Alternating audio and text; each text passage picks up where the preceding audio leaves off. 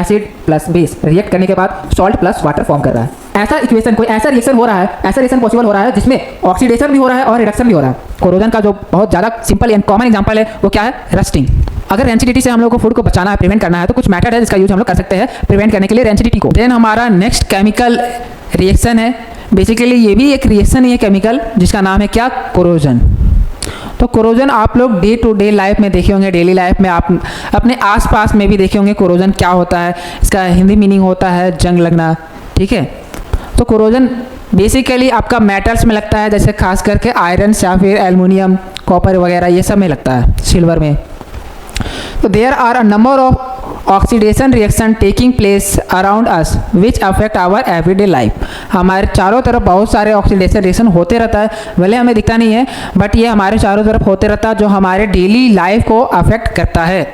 The process of slowly eating up of the metals due to attack of atmospheric gases.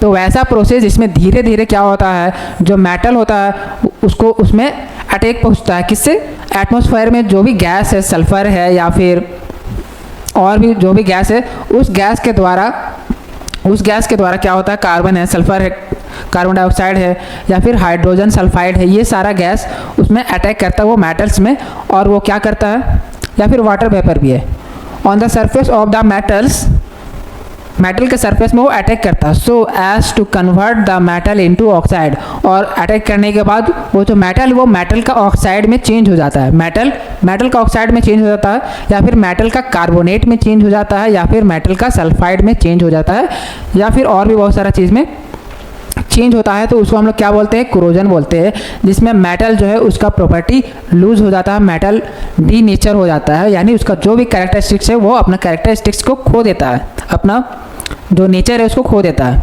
तो the most common example of corrosion, जो corrosion का जो बहुत ज़्यादा simple and common example है वो क्या है, रस्टिंग।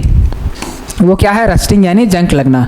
रस्टिंग मतलब क्या है, जंग लगना, आयरन में जंग लगना। कोरोजन ऑफ आयरन यानी आयरन में क्या लगना, जंग।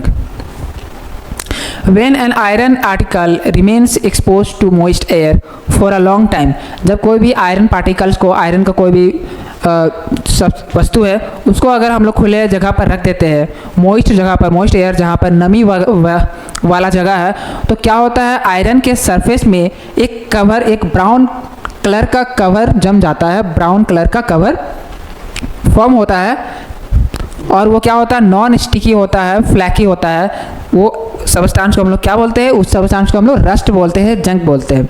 तो ये बेसिकली आयरन में ज़्यादातर होता है, तो इसलिए हम लोग बोल सकते हैं कोरोजन ऑफ आयरन, आयरन में जंग लगना। तो ये भी एक रिएक्शन का ही टाइप है, corrosion. Rust is mainly hydrated ferric oxide.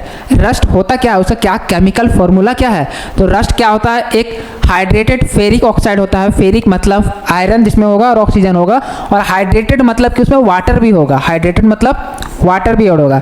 और वाटर यहाँ पर क्या फॉर्मूला लिखा जा रहा है फेरिक ऑक्साइड का, Fe2O3 डॉट XH2O। X के जगह 1 या 2 या 3 या 4 जितना भी वाटर का यूनिट है वो हो सकता है, ठीक है। तो फेरिक ऑक्साइड का ये फॉर्मूला होगा जिसमें हाइड्रेटेड फेरिक ऑक्साइड होगा, मतलब कि इसमें वाटर भी ऐड होगा, वाटर भी मिला हुआ होगा। तो ये रस्ट का एक फॉर्मूला, एक केमिकल फॉर्मूला है।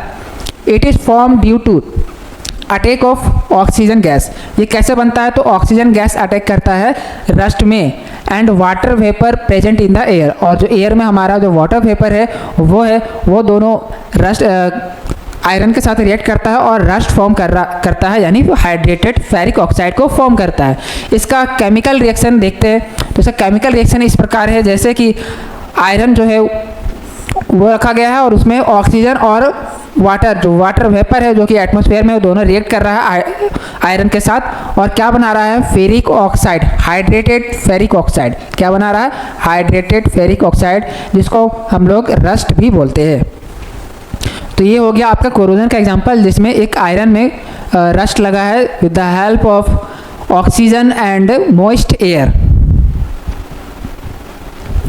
Then copper object lose their lustre और shine after some time. Copper का जो भी सामान होता है वो कुछ समय बाद अपना जो शाइनिंग है या फिर लस्टर जो है वो खो देता है। ऐसा क्यों होता है?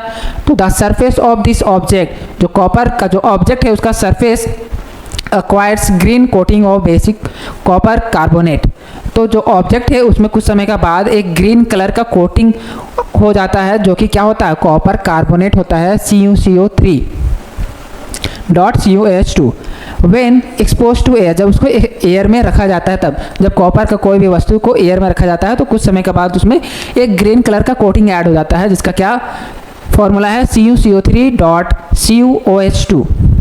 This is due to attack of oxygen या फिर कार्बन डाइऑक्साइड या फिर वाटर वेपर, जो कि हमारे एयर में मौजूद है on the surface of the copper. तो कॉपर के सरफेस में ये अटैक करता है ऑक्सीजन, कार्बन डाइऑक्साइड या फिर वाटर वेपर।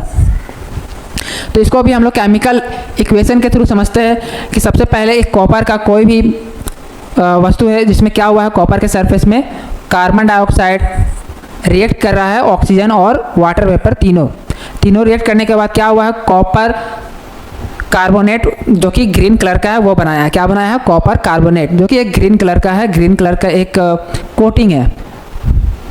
तो ये भी एक कोरोजन का एग्जांपल है जिसमें कॉपर में कोरोजन हुआ है। Then methods of prevents rusting. Rusting को अगर हम लोग को रोकना है, प्रिवेंट करना है, रस्टिंग होने से बचाना है, तो क्या क्या मेथड है, क्या क्या तरीका है जो हम लोग को अपनाना चाहिए ताकि रस्टिंग से हम ऑब्जेक्ट को, मेटल्स को बचा सके। तो rusting can be prevented if iron object are not allowed to come in contact with a damp air.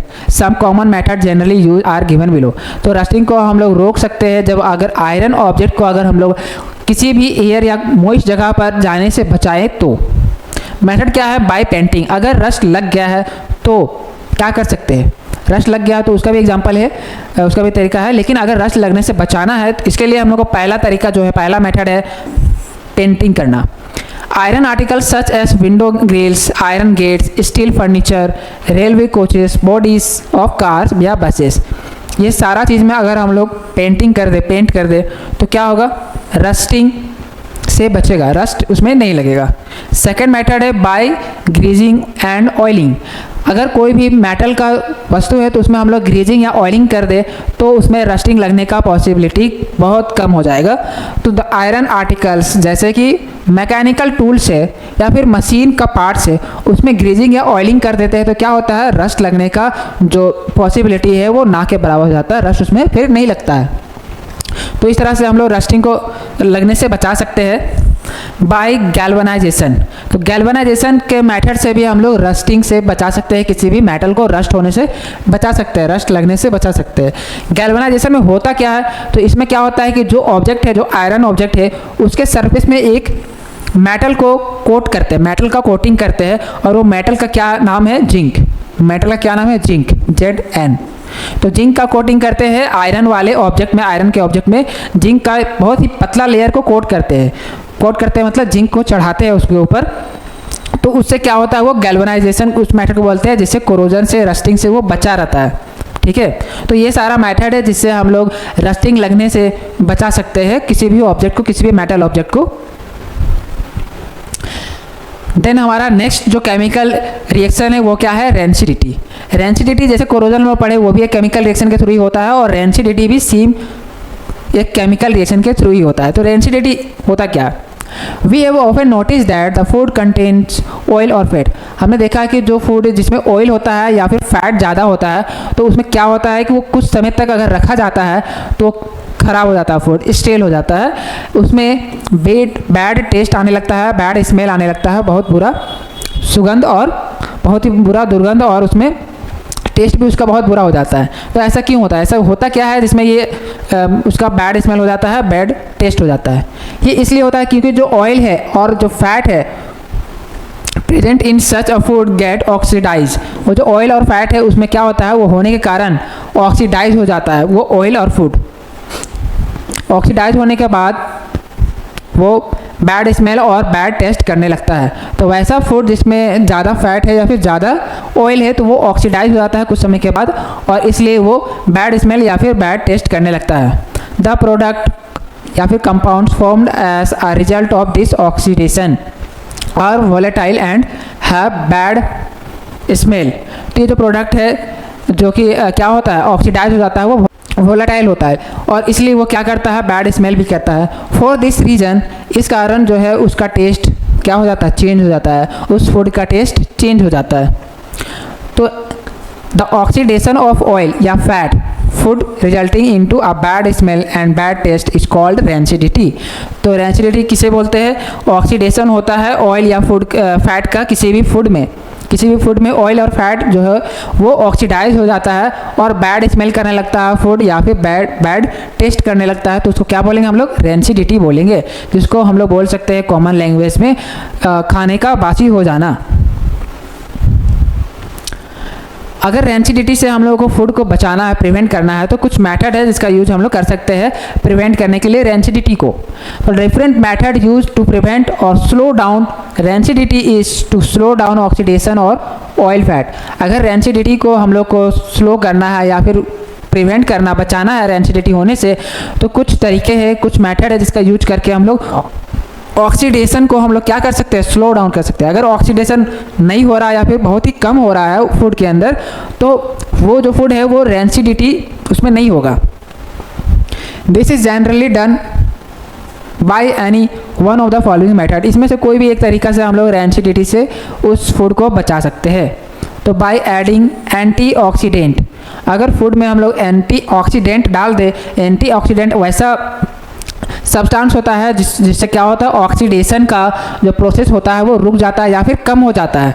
तो अगर ऐसा सब्सटेंस डालते हैं जो कि एंटीऑक्सीडेंट है, तो क्या होगा, वो उसमें ऑक्सीडेशन रेंसिडिटी नहीं होगा, ऑक्सीडेशन भी नहीं होगा। In the food industry a number of special type of substance, food industry में बहुत सारे अलग अलग सब्सटेंस जो है डाला जाता है पैकिंग करने में, जो कि क्या करता है, ऑक्सीडेशन का प्रोसेस को स्लो कर देता है, slow down the process of oxidation. तो बहुत सारा फूड इंडस्ट्री इसका यूज करता है, एंटीऑक्सीडेंट एजेंट का यूज करता है, जिससे क्या होता है, ऑक्सीडेशन का जो प्रोसेस होता है वो स्लो डाउन हो जाता है या फिर रुक जाता है। और ऑक्सीडेशन अगर रुक गया या फिर स्लो हो गया तो रेंसिडिटी फूड में नहीं होगा। सच सब्सटेंस आर कॉल्ड एंटीऑक्सीडेंट। तो वैसा सब्सटेंस जिससे क्या होता है, ऑक्सीडेशन का जो प्रोसेस हो वो स्लो हो जाता है या फिर रुक जाता है, तो उस सब्सटेंस को एंटीऑक्सीडेंट बोलते हैं। उस सब्सटेंस को क्या बोलते हैं, एंटीऑक्सीडेंट। देन नेक्स्ट जो मेथड है वो है क्या है, vacuum packing. In a number of cases after packing the food the container is evacuated before sealing so that no air, no oxygen is available to bring about the oxidation of the food। तो बहुत सारा food material को packing करने समय क्या किया जाता है कि पैकिंग करने के बाद उसके अंदर जो भी एयर होता है उसको इवैक्यूएट कर देता है, बाहर निकाल दिया जाता है, ताकि उसके अंदर ना कोई एयर आए ना ही कोई ऑक्सीजन अवेलेबल हो उसको ऑक्सीडेशन होने के लिए। तो ऑक्सीडेशन होने के लिए सिंपल है कि ऑक्सीडेशन होने के लिए ऑक्सीजन का ज़रूरी है, ठीक है, ऑक्सीजन का प्रेजेंट होना बहुत ही इंपॉर्टेंट है। अब अगर इसे रोकना है ऑक्सीडेशन से, तो उस फूड मटेरियल को पैकिंग करने समय उसके अंदर का जो एयर है उसको बाहर निकाल दिया जाएगा, इवैक्यूएट कर दिया जाएगा। तो उसमें क्या होगा, उसमें ऑक्सीडेशन का जो प्रोसेस है वो नहीं होगा और इस कारण उसमें उस फूड मटेरियल में रेंसिडिटी भी नहीं होगा। वो फूड मटेरियल क्या होगा, बासी नहीं होगा, रेंसिडिटी नहीं होगा। देन यहाँ पर हम लोग समझते हैं वाइट वॉश ऑफ वॉल। तो वॉल को जब हम वाइट वॉश पेंटिंग करते हैं तो इसमें होता क्या है, वो पेंट करते हैं तो जिस समय पेंट करते हैं उस समय वो साइन नहीं करता है, लेकिन कुछ समय बाद वो धीरे धीरे कुछ समय के बाद वो साइन करना स्टार्ट कर देता है। बट ये होता कैसे है, तो हम लोग यहाँ समझते हैं कि वाइट वॉश करते हैं तो उसमें कौन सा केमिकल का यूज करते हैं। तो उसमें होता है CaOH2 का सॉल्यूशन होता है वॉल को वाइट वॉश करने में। ये जो है वो रिएक्ट करता है CO2 के साथ। जैसे वाइट वॉश वॉल में कर दिए, इसमें क्या है, CaOH2, ठीक है। ये करने के बाद ये स्टार्टिंग में शाइनिंग नहीं रहता है, लेकिन धीरे धीरे क्या होता है कि ये जो वॉल है, इस वॉल में कार्बन डाइऑक्साइड क्या होता है, रिएक्ट करने लगता है। कार्बन डाइऑक्साइड से रिएक्शन होता है धीरे धीरे और वो क्या फॉर्म करता है, CaCO3 को फॉर्म करता है, जो कि वॉल को शाइनिंग लेयर देता है, शाइनिंग बनाता है, ठीक है। तो यहाँ पर जो रिएक्शन हो रहा है कैल्शियम हाइड्रोक्साइड का कार्बन डाइऑक्साइड के साथ, कुछ दिन के बाद ये धीरे धीरे रिएक्ट करेगा और कुछ दिन के बाद शाइनिंग लेयर दे देगा, जिसमें क्या बनाता है, ये कैल्शियम कार्बोनेट और वाटर। तो आई होप आपको आज का वीडियो समझ में आया होगा बहुत ही क्लियरली। अब हम लोग नेक्स्ट वीडियो में देखेंगे आपके क्लास 10 का जो एनसीईआरटी का जो चैप्टर है केमिकल रिएक्शन एंड इक्वेशन, इसका एनसीईआरटी क्वेश्चन को सॉल्व करेंगे। तो मिलते हैं हम लोग अपने नेक्स्ट वीडियो में। Thank you.